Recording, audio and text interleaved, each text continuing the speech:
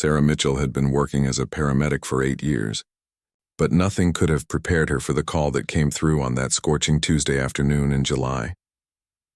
The radio crackled to life as she finished restocking her ambulance outside the downtown fire station.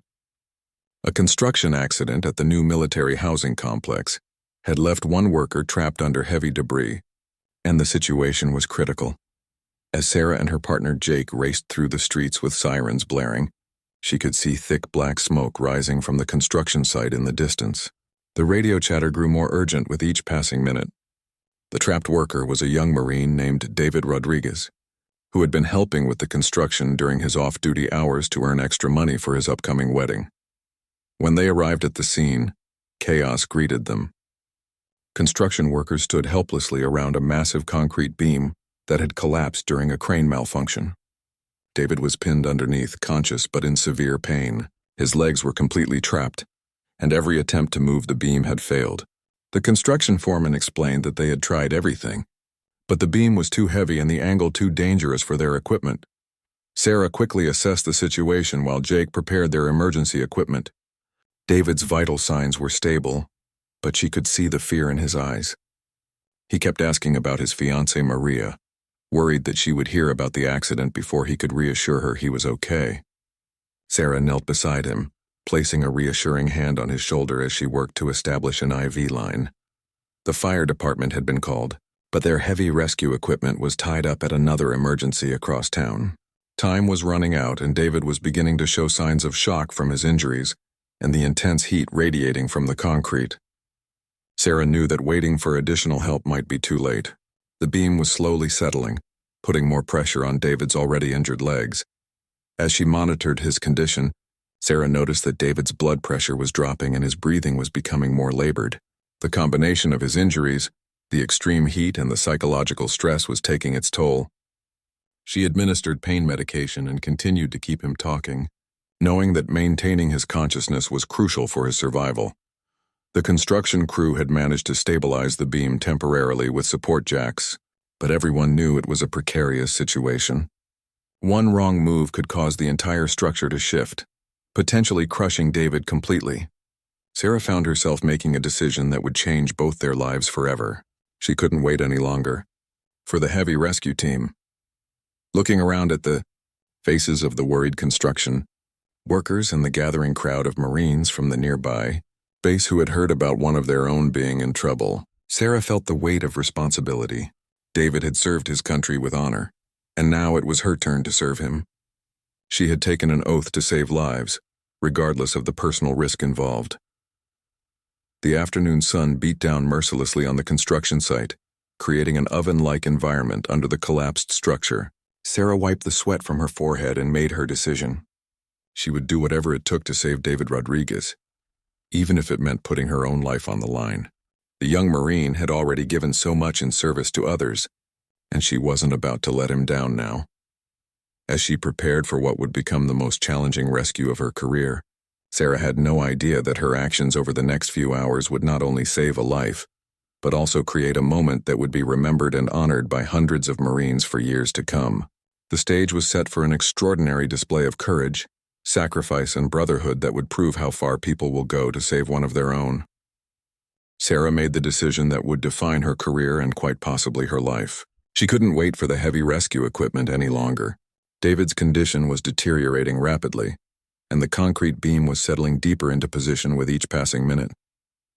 She grabbed her emergency cutting tools and crawled into the narrow space beneath the collapsed structure, ignoring Jake's protests and the worried shouts from the construction foreman. The space under the beam was cramped and stifling hot. Sarah had to army crawl through debris and twisted metal to reach David's position. The air was thick with concrete dust and the smell of hot metal, making it difficult to breathe. Every few minutes the structure would creak ominously, reminding everyone present of how unstable the situation had become. Sarah forced herself to focus only on David and block out the very real possibility that the entire structure could collapse on both of them. When she finally reached David, she could see the full extent of his injuries. His left leg was badly crushed, and there was significant bleeding that her partner Jake couldn't address from outside the debris field. Sarah immediately began working to stop the bleeding, while simultaneously trying to figure out how to free him from the concrete trap. She used her emergency radio to coordinate with Jake, who was feeding her medical supplies through a small opening in the wreckage. David's eyes were growing glassy, and Sarah knew he was going into shock. She worked frantically to stabilize his condition, while also attempting to clear away smaller pieces of debris from around his legs. The heat was becoming overwhelming and sweat was pouring down her face, making it difficult to see clearly.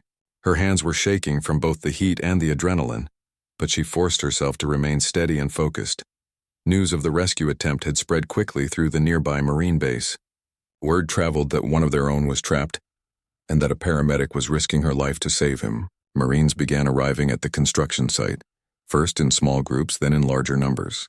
They stood at a respectful distance, watching and praying as Sarah worked tirelessly beneath the concrete beam. The sight of their fellow Marine in danger had mobilized the entire base community. As Sarah continued her rescue efforts, she began to feel the effects of the extreme conditions. The confined space, the intense heat, and the physical exertion were taking their toll on her body. She was becoming dizzy and nauseous, but she pushed through the symptoms, determined to free David before it was too late. She managed to clear enough debris to get a better look at how the beam was pinning his legs. The situation was worse than she had initially thought. The beam wasn't just resting on David's legs. It was actually wedged in a way that made it impossible to lift without proper equipment. Sarah realized she would need to try a different approach. Using her emergency cutting tools, she began working to cut away parts of the concrete and metal that were keeping the beam locked in position. The work was exhausting and dangerous. Every cut she made sent vibrations through the structure, causing it to shift slightly. Sarah could hear the concerned voices of the Marines and construction workers above, but she couldn't make out what they were saying over the noise of her cutting equipment. She was completely focused on her task, driven by the knowledge that David's life depended on her success. After what felt like hours but was actually only about 45 minutes, Sarah managed to create enough space to begin moving David. However, the effort had pushed her body beyond its limits. The combination of the extreme heat, the physical exertion, and the stress of the situation was causing her to experience heat exhaustion. Her vision began to blur and she felt herself becoming increasingly weak and disoriented. Despite her deteriorating condition, Sarah continued working to free David. She managed to get a backboard underneath him and was preparing to move him toward the opening when her body finally gave out. The last thing she remembered was David's voice calling her name as everything went black around her. She had succeeded in freeing him, but at a tremendous personal cost that she wouldn't fully understand until she regained consciousness. When Sarah collapsed in the confined space beneath the concrete beam, the entire rescue operation transformed into something much more urgent and coordinated. Jake immediately radioed for additional medical support and began shouting instructions to the Marines and construction workers who had gathered at the scene. David, despite his own injuries and weakened condition, stayed conscious and began calling out to Sarah, trying to keep her responsive while also guiding the rescue efforts from his position next to her. The Marines who had been standing by as observers suddenly became active participants in the rescue. Without any formal orders or coordination, they began organizing themselves into work teams.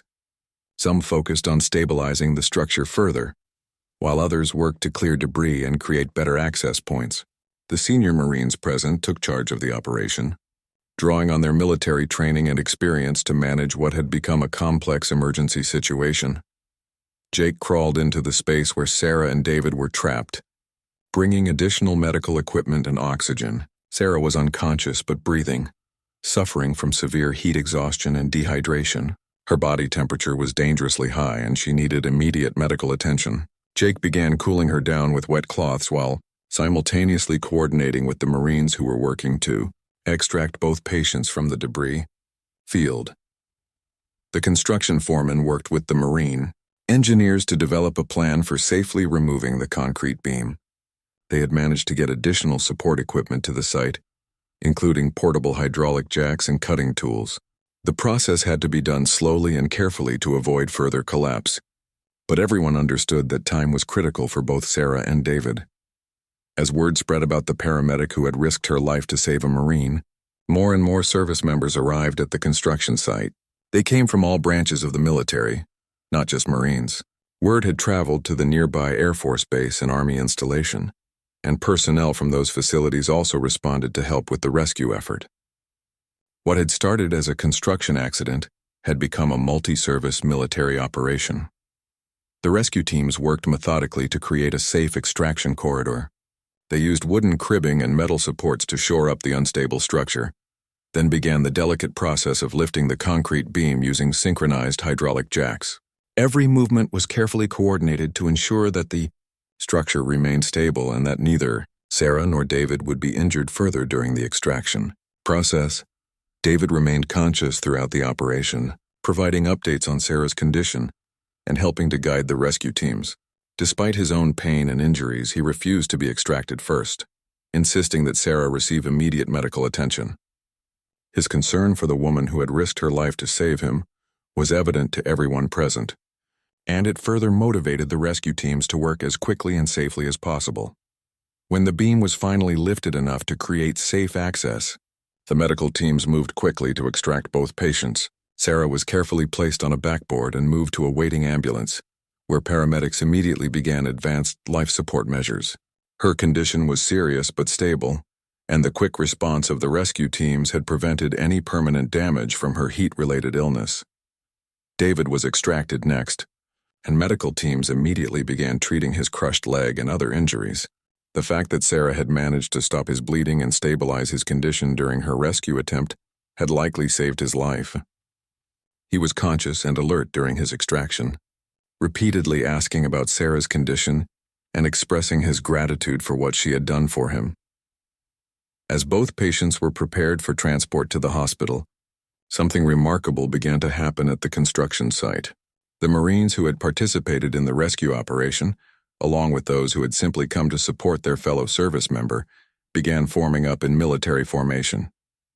Without any formal orders or ceremony, they stood at attention as Sarah's ambulance prepared to depart. The sight was both spontaneous and deeply moving. More than 600 Marines, soldiers, sailors, and airmen had gathered at the construction site during the rescue operation. As Sarah's ambulance slowly pulled away from the scene, they all stood in respectful silence, honoring the civilian who had risked her life to save one of their own. It was a moment that would be remembered by everyone present and would mark the beginning of a relationship between Sarah and the military community that would last for years to come. Sarah's return to consciousness was gradual and disorienting. The first thing she became aware of was the steady beeping of medical monitors and the cool, clean feeling of air conditioning against her skin. Her throat was dry and her body felt weak and heavy. As her vision slowly cleared, she found herself looking up at the white ceiling tiles of a hospital room. For several moments she couldn't remember how she had gotten there, or what had happened to bring her to this place. Slowly, the memories began to return. The construction site, the trapped Marine, the intense heat under the concrete beam, and then nothing. Sarah tried to sit up but felt dizzy and weak. A nurse quickly appeared at her bedside, gently encouraging her to rest and explaining that she had been unconscious for nearly 18 hours due to severe heat exhaustion and dehydration. The medical team had been monitoring her condition closely, and she was expected to make a full recovery. Sarah's first coherent question was about David. She needed to know if her rescue attempt had been successful and whether the young Marine was alive and safe.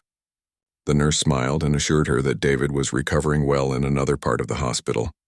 His leg injuries were serious and would require surgery, but he was stable and conscious. More importantly, the nurse explained, he had been asking about Sarah's condition constantly since his arrival at the hospital. As Sarah's strength gradually returned, she began to piece together what had happened after she lost consciousness. The nurse explained that her partner Jake had managed the medical care during the extraction, and that hundreds of military personnel had assisted with the rescue operation. Sarah was amazed to learn about the scale of the response and the number of people who had come together to help save both her and David. Later that day, Sarah's doctor came to check on her progress and provide more details about her condition. She had suffered severe heat exhaustion, dehydration, and mild heat stroke. Her body temperature had reached dangerous levels and she had been unconscious for an extended period. However, the quick response of the medical teams and the excellent care she had received meant that there would be no lasting effects from her ordeal. The doctor also shared something that surprised Sarah. During her treatment, The hospital had been receiving a steady stream of calls, flowers and cards from military personnel and their families. Word of her heroic rescue attempt had spread throughout the local military community, and people wanted to express their gratitude and support. Sarah was touched by this outpouring of appreciation, but felt embarrassed by the attention, insisting that she had simply been doing her job. As the day progressed, Sarah felt strong enough to have visitors. Her partner Jake was the first to arrive, bringing updates from their ambulance service and expressing his relief that she was okay. He described the scene at the construction site after her collapse, explaining how the Marines had organized themselves to assist with the rescue and how professional and dedicated they had been throughout the operation. Jake also brought news that both surprised and concerned Sarah. The story of her rescue attempt had been picked up by local media, and there was significant public interest in what had happened. Several news outlets wanted to interview her, and the military public affairs office had been fielding calls about the incident. Sarah wasn't sure she was ready for that kind of attention and asked Jake to help her manage the media requests. Later in the afternoon, Sarah received an unexpected visitor, David Rodriguez. Despite his own injuries and the fact that he was supposed to be resting in his hospital bed, had convinced the nursing staff to let him visit her room. He arrived in a wheelchair, his leg heavily bandaged and elevated, but with a huge smile on his face and tears in his eyes. The meeting between Sarah and David was emotional for both of them. David struggled to find the words to express his gratitude for what Sarah had done for him. He explained that he remembered everything that had happened under the concrete beam, including how she had stayed with him and worked tirelessly to free him even as her own condition deteriorated. He credited her with saving his life and felt responsible for her injuries. Sarah was moved by David's visit but insisted that she didn't consider herself a hero. She explained that any paramedic in her situation would have done the same thing, and that she was just grateful that both of them had survived the ordeal. However, David's next words would give her a new perspective on what had really happened during those crucial hours under the concrete beam, and what it meant to the military community that had rallied to help them both. David's voice was filled with emotion as he began to tell Sarah about something she had missed while unconscious. He explained that her collapse had triggered an extraordinary response from the military community, but what happened after the rescue was something that nobody present would ever forget. As he spoke, Sarah could see the profound impact that the events had on this young Marine who had been through so much. During the rescue operation, David had remained conscious and aware of everything happening around them. He had watched through the debris as more and more uniformed personnel arrived at the construction site.